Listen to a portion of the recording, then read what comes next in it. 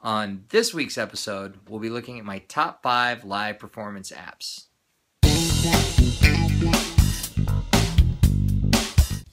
So I suppose I better explain the story here behind what's going on with the top 5 apps of live performance. Recently I performed in a band where I was the bass player and keyboard player.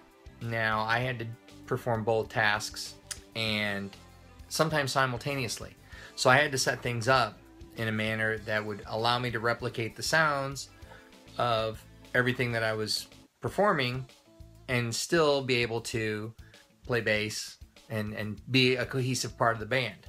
I wished I had some performance to show you, but mainly due to copyright issues because I'm playing cover songs, can't really replicate those. But what I can do is tell you about my rig that I use live and a lot of the apps that I used. Now, I used a combination of hardware and software. So, for instance, I used my Yamaha M08 for my piano sounds, my organ sounds, some of my synth sounds. You know, you had like string pads, etc. But because of some of the times I had to play multiple parts, keyboard parts, while performing, I needed a 2-tier setup. And with that, I had previously used an Geo Synth Station 49, but I've recently switched over to the Novation Launch Key. And in doing that, I had used apps to help me with some of the sounds. And I think I used 3 or 4, but right towards the end of this band, I started using a 5th one.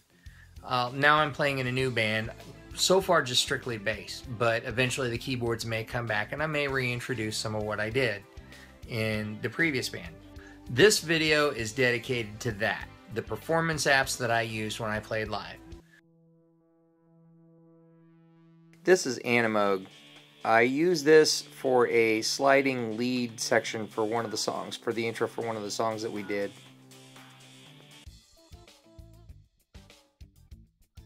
Okay, this is Korg's MS20. I use this for a solo section of one of the other songs that we played that I used a string bed on. And I really wanted to use Arturia's IMOne for this, but I had problems with the notes sticking when we played it. So this did a suitable job. It actually had the lead that I wanted to do, the lead sound that I wanted to use.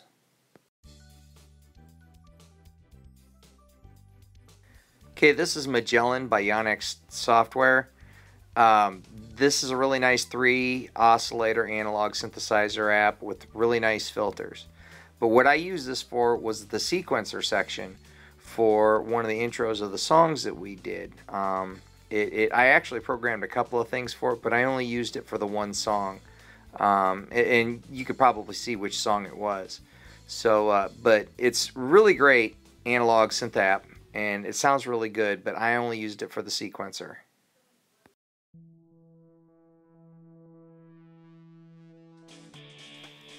Okay, this is Geo Synthesizer by Wisdom Music, Jordan Rudis's app company. It's got a really nice layout and it has a lot of cool sounds for it. I use this for a bagpipe sound for the intro to one of the songs that we did. It was actually pretty cool. And the interface is real nice and easy to play.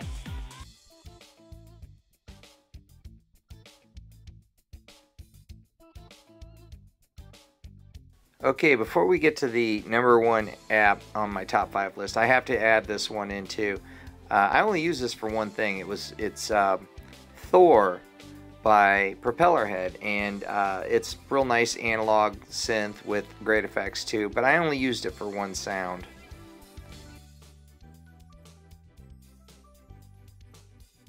Okay, this is my #1 app. Now, it's kind of funny because I have not used this live yet. When this came out, I was planning on using it to replace my Yamaha as my #1 sound source for like pianos, organs, and main traditional instruments. The reason I am switching to this is for portability purposes. My Yamaha keyboard is 88 keys. It's a beast. It weighs a ton, but it sounds good, and it also am able to split and use layers for some of the sounds, so I can layer and split up to 4 sounds. And that's what I was using the Yamaha for. But when I found out that the IMOne can do the same thing. It's just a matter of programming. I decided I'm going to try that, and I'm going to use a smaller keyboard with it and see if I can achieve the same results as I do with my big Yamaha board.